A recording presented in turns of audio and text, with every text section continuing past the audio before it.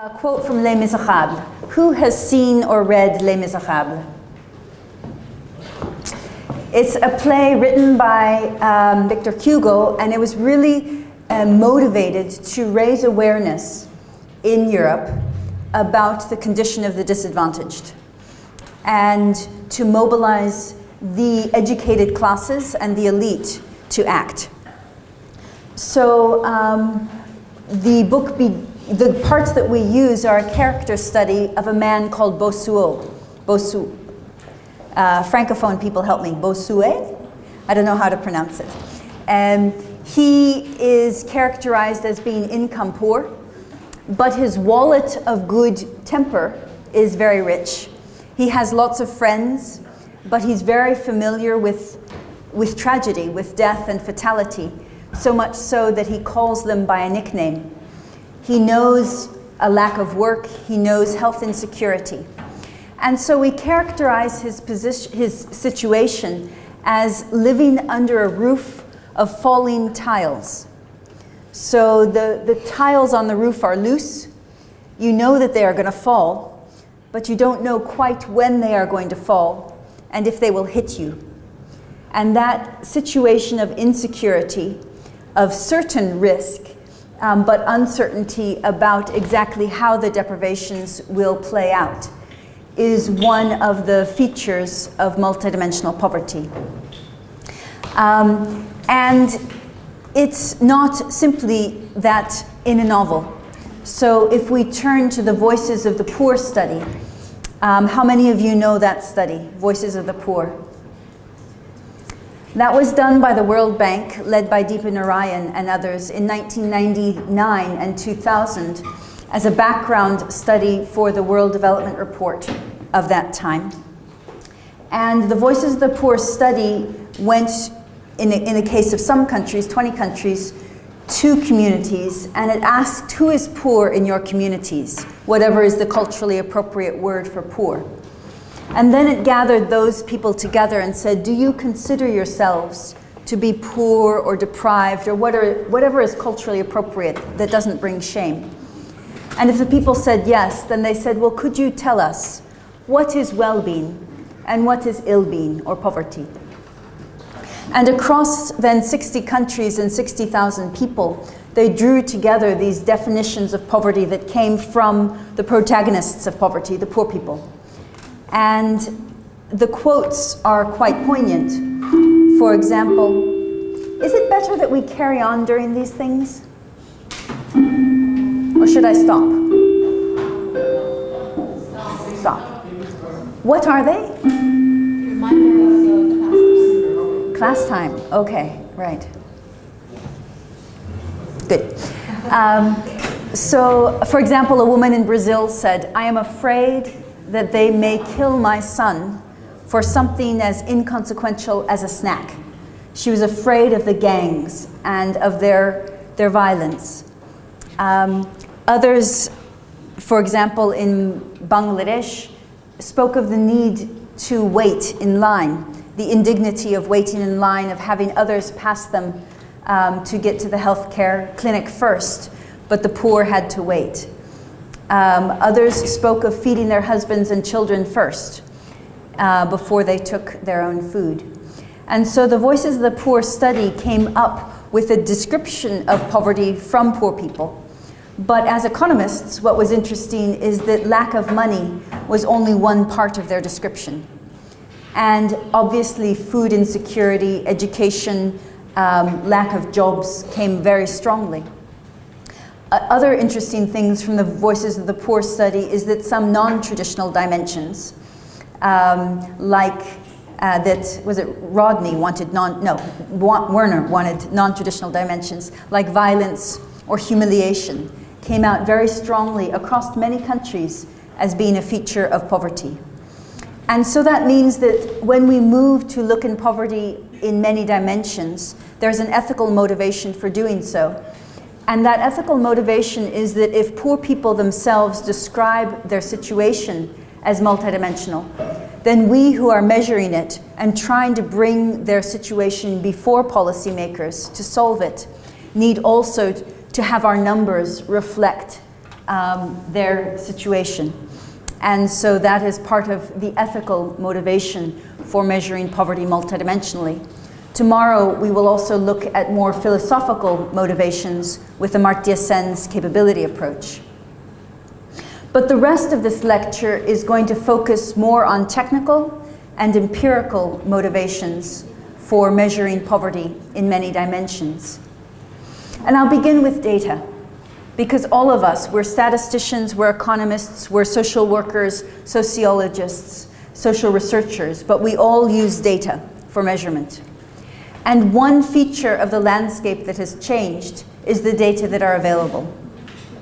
That has changed for monetary poverty, and that's changed for multidimensional poverty. So, for example, the World Bank Living Standards Measurement Surveys began in 1985. And if you combine those together with household budget surveys and all of the data that underlie the World Bank's $1.90 a day measure, between 1985 and the present, we now have over 800 surveys covering over nearly 120 countries, 118 countries. And those countries previous to 1985 didn't have that coverage.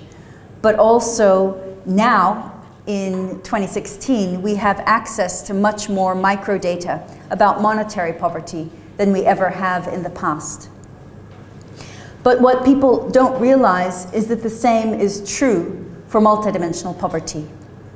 So there were precursors, for example, to the demographic and health surveys, but they really only began in the mid-1980s. The Multiple Indicator Cluster Survey of UNICEF only began in 1995. And so again, if we look at multi-topic surveys, these are much more recent. And it is only now that we really have sufficient microdata with sufficient frequency to be able to measure these topics accurately. The paper that I cite covers internationally comparable data sets, but clearly within your own countries, you will also know how data has improved in the past 10 or 15 years. But this is a huge change. And that enables, so for multidimensional poverty, again, we have 120 countries, we have over 700 surveys since 1985. And the slides will give this and the references. And we can go for each country and see precisely which surveys that we have. But another change has to do with computation. In 1989, the amount of computational power that is inside a PlayStation 3, which is very old now, required ventilators on the top of the roof, and the computer filled a building.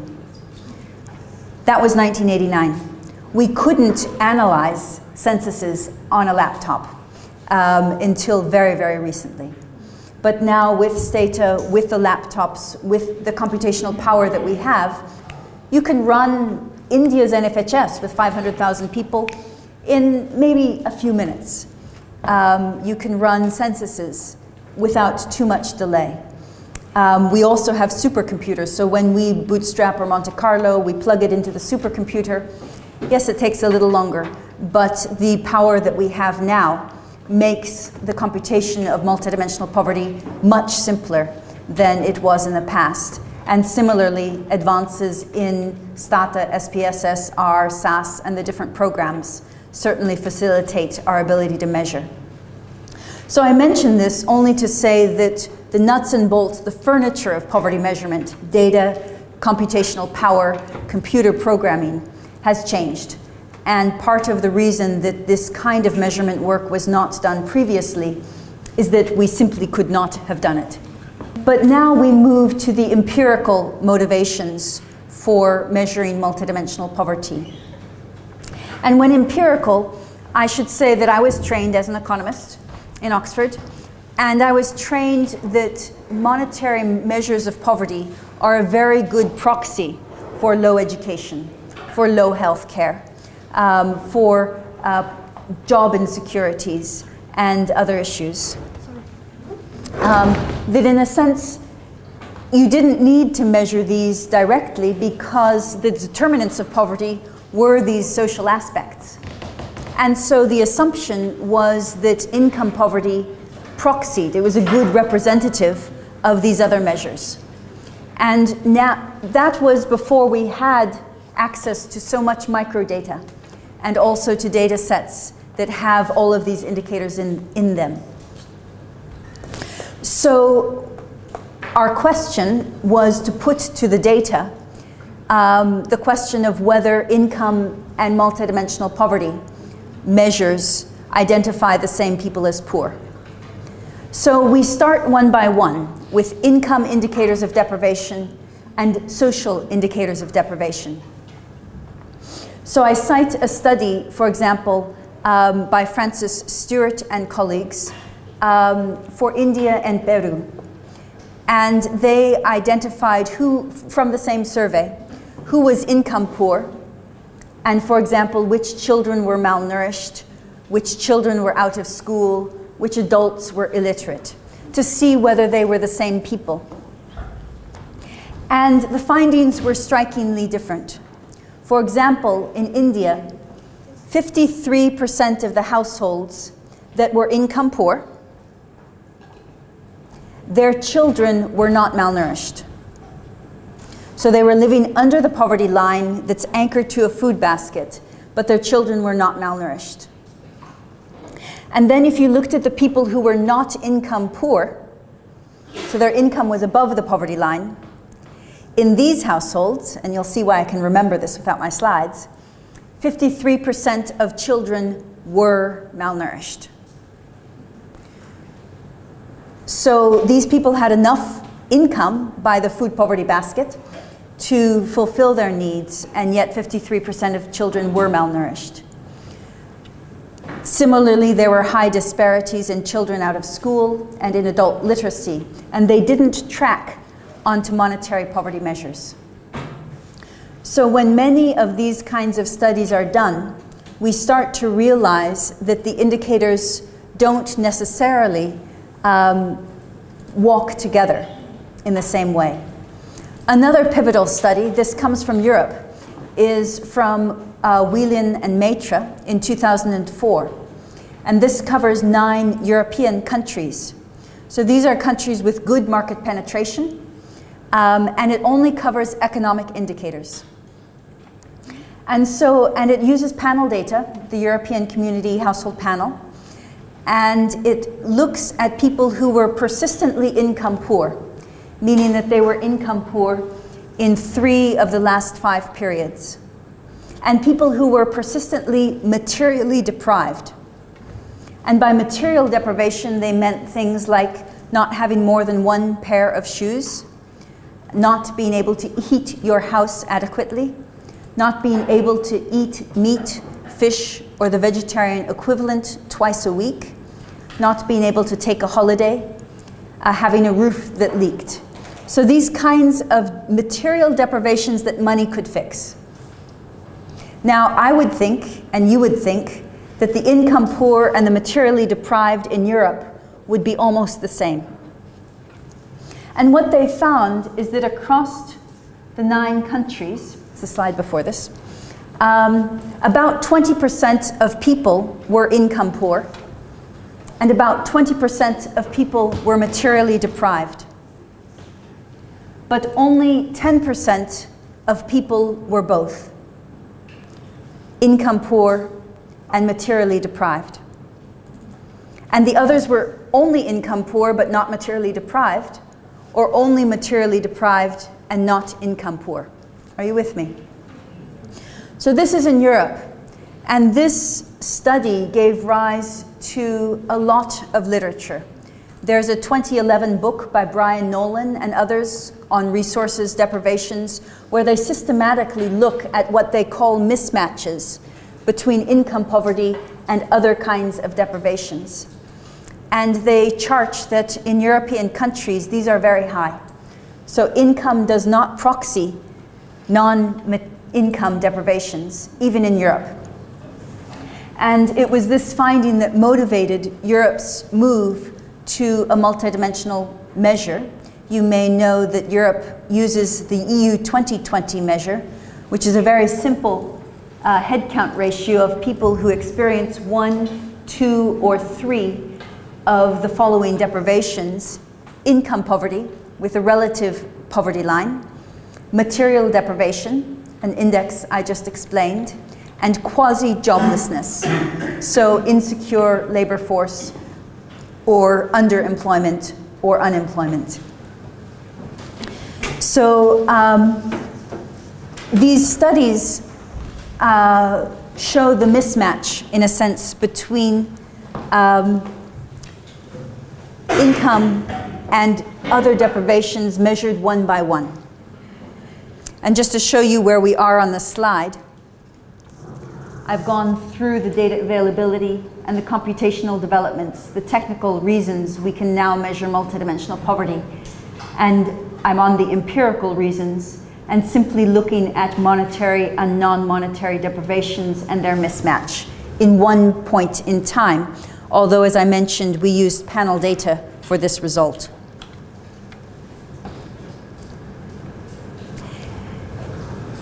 There are, of course, many questions as to why these mismatches are large.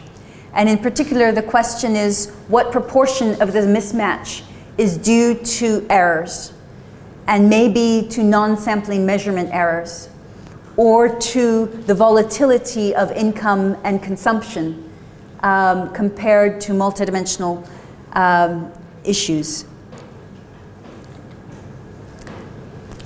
So what's very clear is that we can't use income to proxy malnutrition or lack of education. But maybe it's the case that the same policies affect both. So maybe it's the case that if monetary poverty reduces, that multidimensional poverty reduces, that these different social indicators are affected by the same policy levers.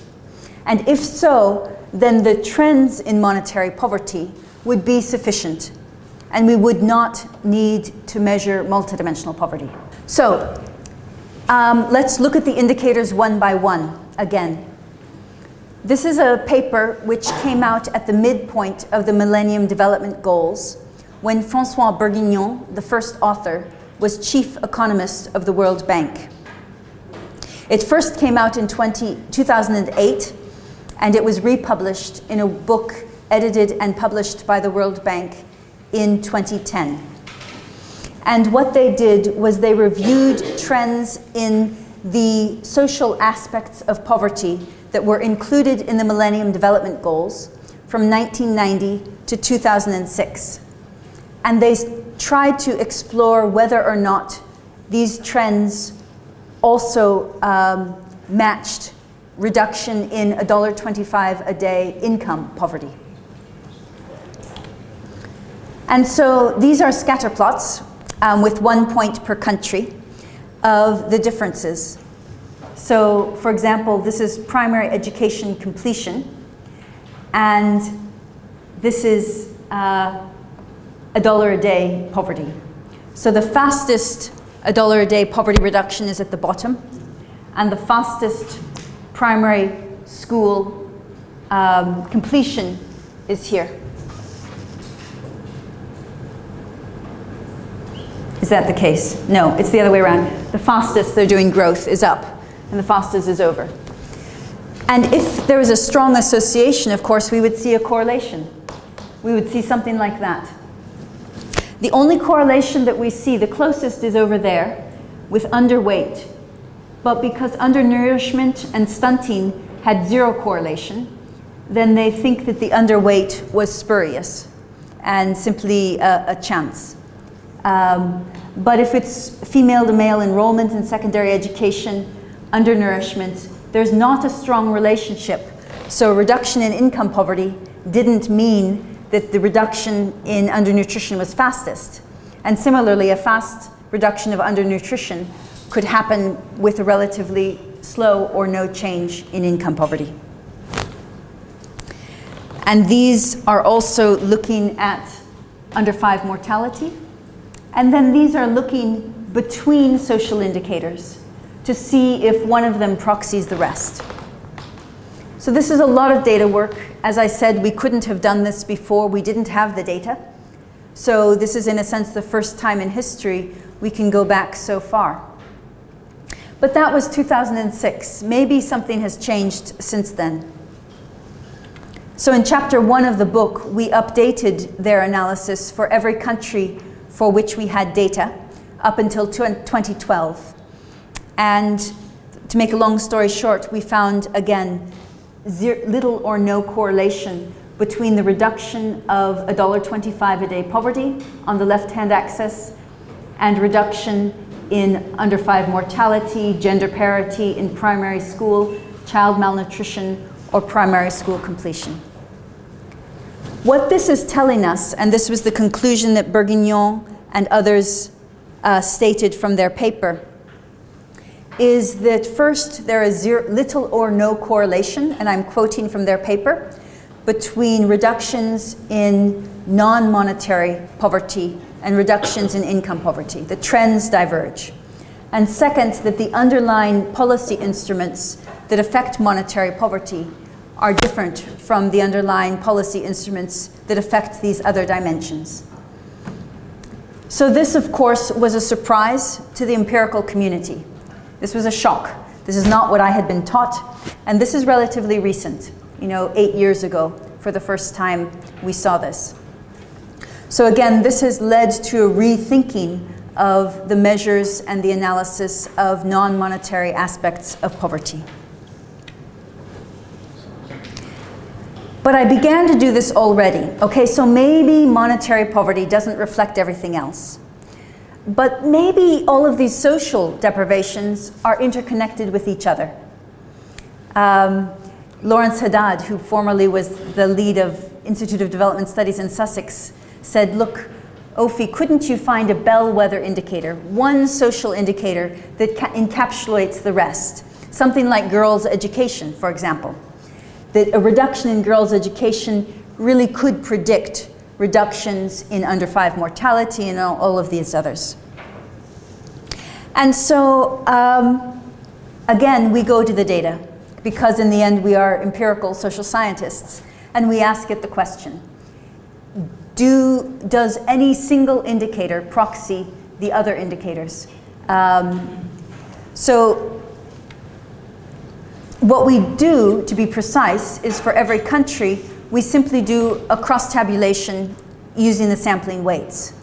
So for example, this is an example from India, the NFHS3 data set, where we find that 25.7% of Indians live in a household where a child has died, and 18.2% live in a household where no one has 5 years of schooling.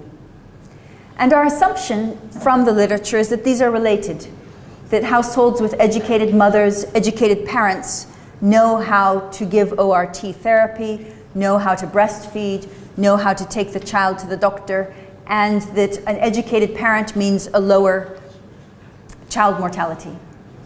But when we simply do a crosstab of the same households, we find that only 5.8% of households have both experienced a child death and have an uneducated parent. And that the rest either have an educated parent but haven't experienced a child death, and have experienced a child death, or haven't experienced a child death and have an uneducated parent. And so the mismatch between deprivations is large. We can't use parents' education to proxy child mortality. Do you see that? Yeah? So I'll give you one more example, and then I'll synthesize. Again, from India. Again, households where a child has died, and households where a child is not attending school. And again, we might think, well, these households where children are deprived, different aspects of child deprivation cluster into multidimensional child poverty. And so we might think it's 21%, 25.7%, maybe it's about the same households. But again, only 8% of the population lives in households with both deprivations. And the rest have one but not the other. So what we are now going to do is look at a lot more indicators and a lot more countries to see if we can detect a pattern where some indicator proxies the rest. So this is taken from the book, and this chart covers 75 countries, each of which have all 10 indicators of the global MPI that we will present to you tomorrow. And we simply look at 5 of them and at the crosstabs. So what you can see is across the 75 developing countries, for example, 19.3% of the people live in a household where a child is out of school,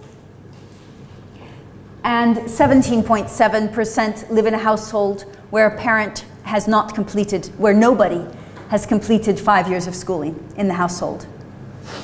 But only 7.3% have both. If you look through this chart, what you find is that no indicator proxies the rest. The highest is undernutrition and asset ownership, where just over half of the deprivations of the people are deprived in both. But that's just over half, 50%. You don't want to be wrong nearly half of the time. And this is a chart Gisela did using 101 developing countries and the indicators and looking across all of them. So the answer to our question is, does one social indicator proxy the rest? Empirically is no. Across countries and across the indicators that we've been able to compute, we can't find one bellwether indicator. And that is a motivation for not using income poverty and child mortality, or income poverty and girls' education, but rather income poverty and some multidimensional measure of poverty that combines different deprivations together.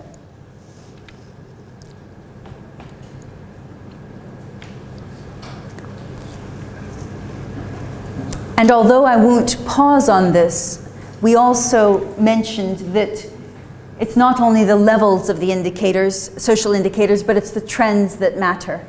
And again, from the Millennium Development Goals, which ended last year, we have found that the trends in the different indicators vary quite a bit by countries and over time. And this is amply documented in that literature.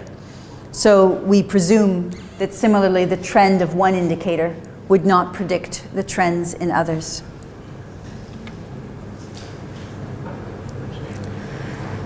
So far we've realized that monetary poverty does not proxy social deprivations in terms of a level, but also over time reductions in income poverty don't predict reductions in non-monetary deprivations. But also that these non-monetary deprivations don't predict each other. So we have a very particular question now.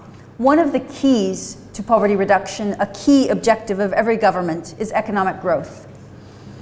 And so maybe economic growth, achieving it, not just the policies you implement, but being successful in economic growth predicts reduction in both monetary poverty and non-monetary poverty. This, for example, was mentioned in the first page of the 2008 Growth Commission that was led by Michael Spence, who got a Nobel laureate in economics. How many of you know the Growth Commission report? So just to give you a bit of background, in 2005, the World Bank published a report called Growth in the 1990s. It was a very brave report, and I respect the bank for publishing it. It looked at the implementation of the growth policies, many of which were structural adjustment policies, and at how accurately governments had implemented all of the conditionalities, and on the growth performance that ensued. And basically, it's declared a bit of failure, that the countries that had adhered most closely to the structural adjustment policies were not the countries that had grown the fastest. Countries with other heterodox policies, including China, had grown faster. And so they wanted to probe this finding further. So the Growth Commission identified countries that had grown at more than 7% and had sustained that growth for 25 years. and it found 13 countries in the world that had had that high, steady growth. And then it analyzed the ingredients of the growth, what had created their growth. And this was the Growth Commission report then showed what had happened. But it made this assertion that growth could spare people from poverty and drudgery, and that nothing but growth could do that. So the question is, empirically, is that the case? So, first of all, we can look at the 13 countries that they studied. And if you do that, you actually see quite different patterns in the non-monetary deprivations. For example, after 25 years of growth, 28% of children in Indonesia were stunted, were underweight, and 42% were stunted. And so the growth in Indonesia had not translated into nutritional outcomes. In Botswana, partly because of the travesty of the HIV/AIDS epidemic at that time, remember this is back in the mid-2000s, 30% of the population were malnourished, and the HDI was very low. And in Oman, after 25 years of strong economic growth, women's earnings were 1/5, 1/5, that of men's earnings in terms of wages. So even in these 13 very, very successful countries that we do have much to learn from, the social outcomes were not necessarily triumphant successes. Furthermore, some countries with low growth had made huge strides in social development. So I will now share with you one of my favorite books, and it is by Jean Drèze and Amartya Sen, An Uncertain Glory, India and Its Contradictions, published in 2013. Amartya Sen, that you will know, is a Nobel laureate in economics. Jean Drèze is his co-author, an Indian economist who also has looked after Christian Oldages and connected Christian with Ofi. And Vanita, wherever Vanita is. So what they do is they observe that India, within the South Asian countries, has had a very strong growth performance. So for example, India has grown at 7%, whereas Bangladesh, 0.7%, Bangladesh 5%, and Nepal 3%. So between 1990 and 2011, India's per capita income rose to over $3,200.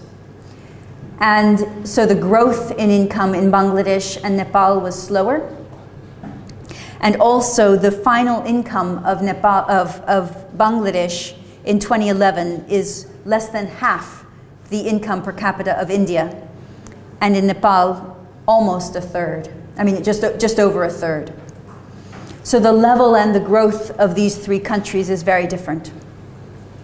But what Sen and Drèze and Sen point out, is that actually if you look at the social indicators, the patterns reverse.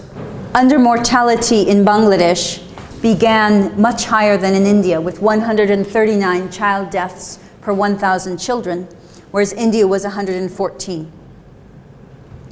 But by the time 2011 came, Bangladesh had leapfrogged. So Bangladesh's under 5 mortality rate was lower than India's, 46 children per 1,000, whereas India's was 61. So with a lower income, with lower growth, Bangladesh's progress and Nepal's progress in under 5 mortality were faster. Similarly, with maternal mortality, the rate of reduction was faster.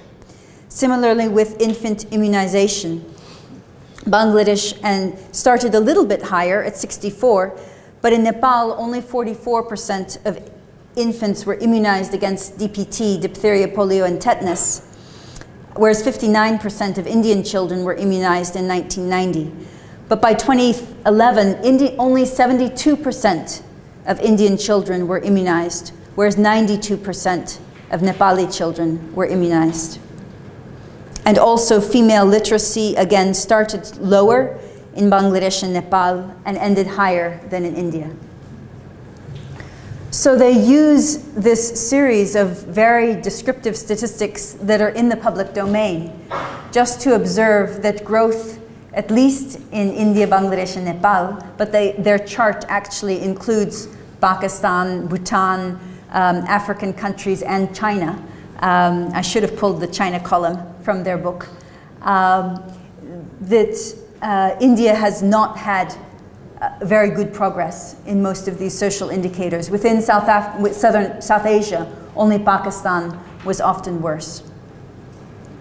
So this empirical evidence suggests, as again the Bourguignon et al. Paper concluded, that it depends the kind of growth, and it depends the social policies that accompany the growth, the extent to which growth also affects non-monetary deprivations.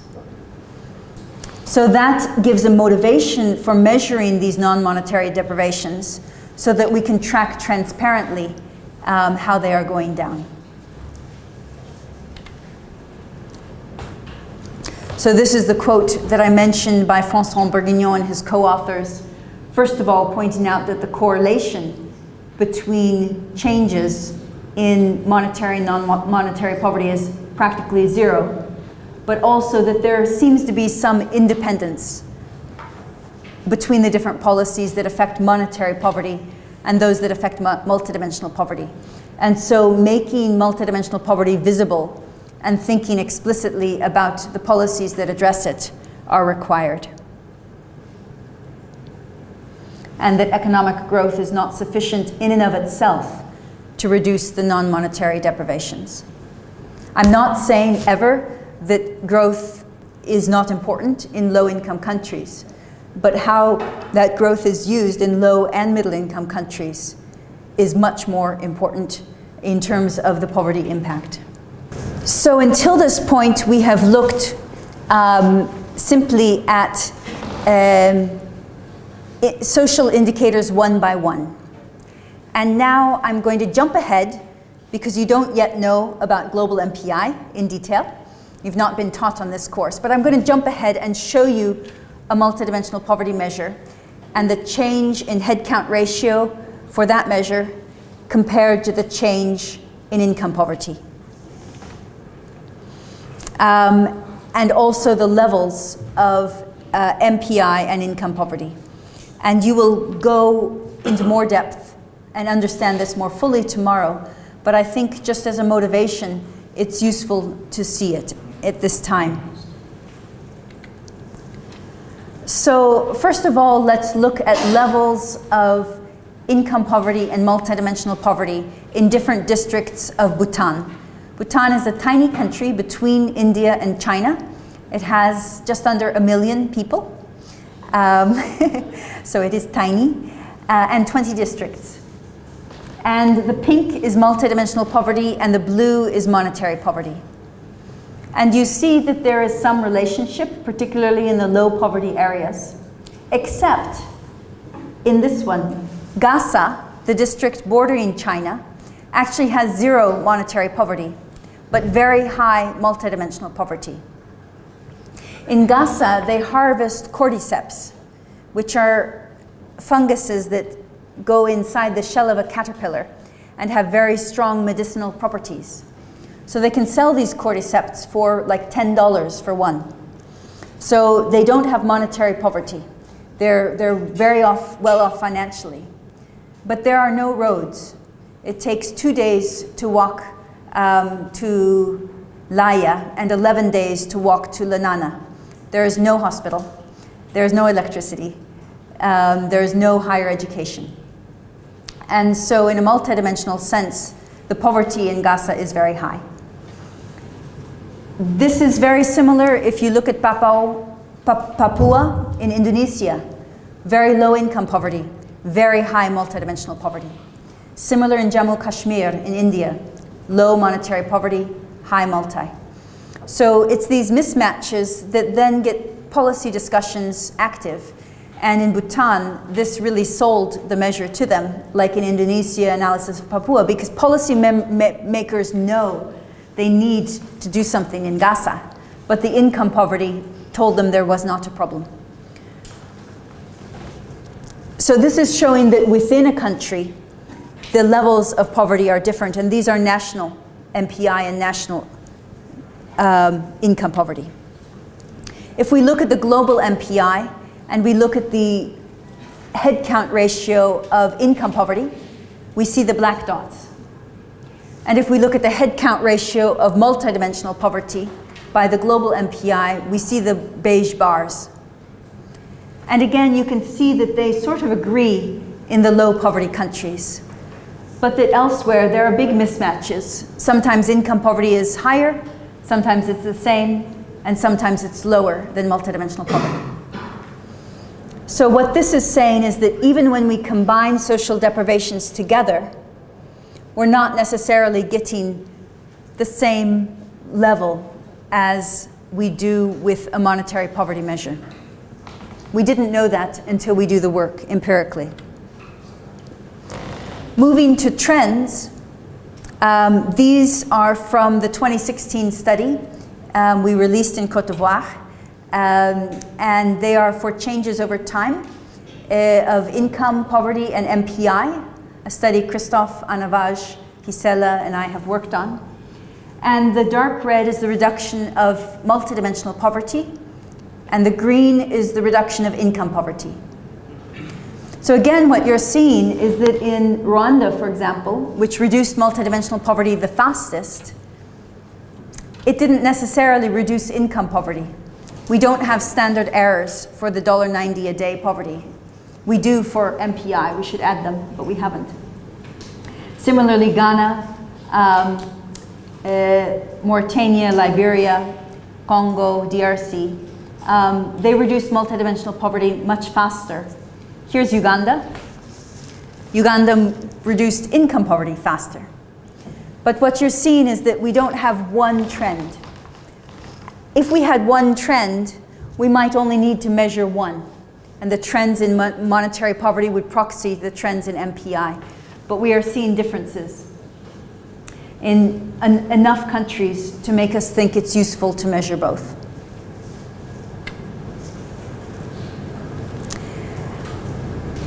This is from a paper I did with Shumon Chet, and it covers the states of India. And what we found also was that the pro-poorness of poverty reduction changed. So on this graphic, we have MPI, and on that graphic, we have monetary poverty.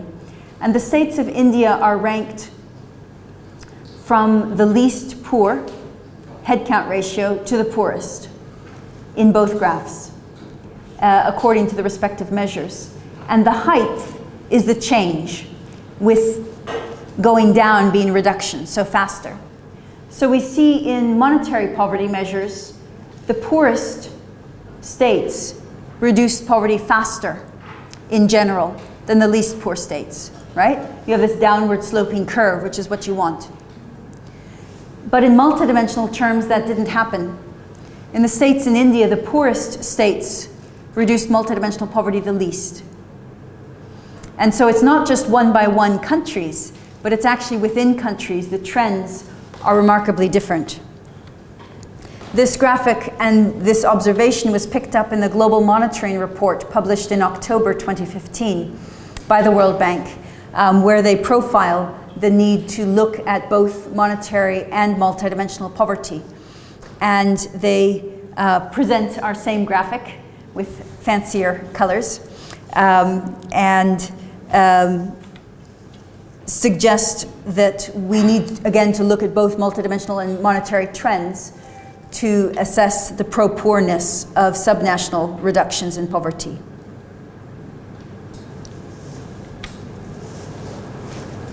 A final question. Let's pretend that we have around the same percentage of people being income poor and multidimensionally poor, like here, right? Or like there. Now, I want to ask a more subtle question. Are the same people poor? Okay? We don't know. It's an empirical question. You can only answer that question if you have this from the same data set, monetary, income or consumption poverty, and the MPI. And then you can look at the household ID and see how many people are poor by both. So we had that in Bhutan. So by their national survey, 12% of people are income poor and 12.7% of people are multidimensionally poor in 2012. So the question is, how many are both multidimensionally poor and MPI poor? Sorry, and income poor. And it's 3.2. It's just over a quarter of the poor people are poor in both. But actually, almost 3/4, 70% of the poor people are only income poor or only multidimensionally poor. So that's a surprise. And it means that we have to think through what these different measures are measuring, how we use them for targeting, and what we get. Let's look at China. This is work Yang Yang has done using the China Family Panel Study. And she may present it tomorrow better than I will. But according to the CFPS, 12.6% of people are income poor, and 5.5% of people are poor by the global MPI. So we would expect, because so many more people are income poor in China, that everybody who's multidimensionally poor would also be income poor, right? But when she cranked the numbers, the overlap was much smaller. Yeah? Is it 1.6 or 1.9? 1.6. 1.6 are poor by both. If we move to Chile in South America, by their national measure, 14.4% of people are income poor in Chile, and more people are multidimensionally poor, 20.4 by Chile's national MPI. And so the question is whether all of the income poor people are multidimensionally poor. But again, only 5.5%, just over a third, are poor by both. So we're finding these mismatches in many different data sets, whether it's Vietnam, whether it's Mexico. And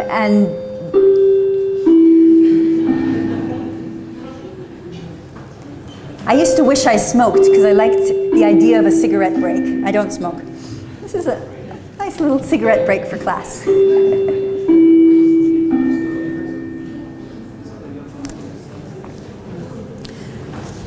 So whether Vietnam or Mexico, these mismatches occur.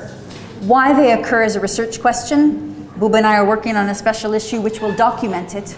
But what we need is qualitative work to figure out, is it the volatility of consumption data, that these people weren't poor when they asked the question, but over time they would be poor? Is it non-sampling measurement error? Is it issues of disability, issues of addiction, issues of price inaccuracies at the local level? What is driving this mismatch? We don't yet know. All we are doing at the moment is documenting it, but we need more studies. And finally, we have a number of papers at OFI looking at measured growth elasticity to try to assess whether within countries like India and Indonesia or across countries, the trend in poverty reduction matches the trend in growth, the level or the pace of growth. And as you might predict, and as this scatter plot shows, the elasticity of growth is relatively low, and so growth is not a good predictor of the speed of multidimensional poverty reduction. So what I've tried to do is really go quite systematically through empirical questions, because these are no longer ideological issues. These are questions for the data, to really see whether we need a multidimensional poverty measure, whether we can keep our lives simple and not have it, and whether the information can be provided by monetary measures, by growth policies, by social indicators.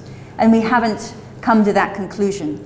So what we've concluded is that a multidimensional measure, the level and the trend of it, will complement monetary poverty measures, bringing into visibility information that they do not contain. and also tracking policies whose success income poverty would not reflect. And so there's a positive policy argument, and that policy argument drives a lot of the, in a sense, policy demand for measures. So I'll close very briefly, and I won't go into depth today. I think I want to stop within 10 minutes to give time for discussion and not to eat into lunch. But I'll show briefly a little bit of the policy demand. So first of all, with the global MPI, there's certainly been an attraction in the media to understanding a measure of poverty that complements the $1.90 a day global measures that the World Bank produces. And so many different country presses have covered MPI levels in their countries through the years. But we also observed that our motivation as a research group is not simply to measure poverty and to file academic articles and books in academic journals and be promoted to professorships. Our motivation is really to make measures that are useful to better the lives of poor people. And that's our mark of success.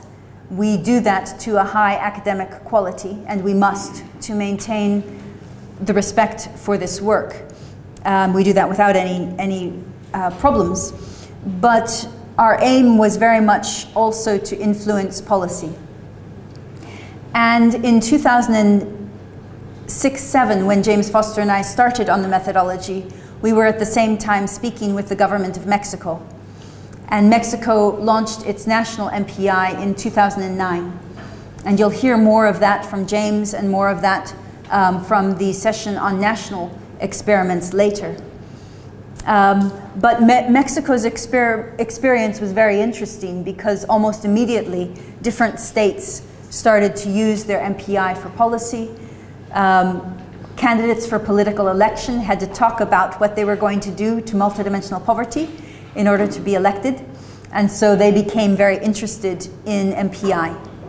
And so we realized that statisticians, and most of us are economists and statisticians, if we work alone, we may not succeed in influencing policy. We need to work side by side with ministers of planning, ministers of finance, ministers of social development, and then the sectoral ministers in education, employment, housing, women and children's divisions, water and sanitation.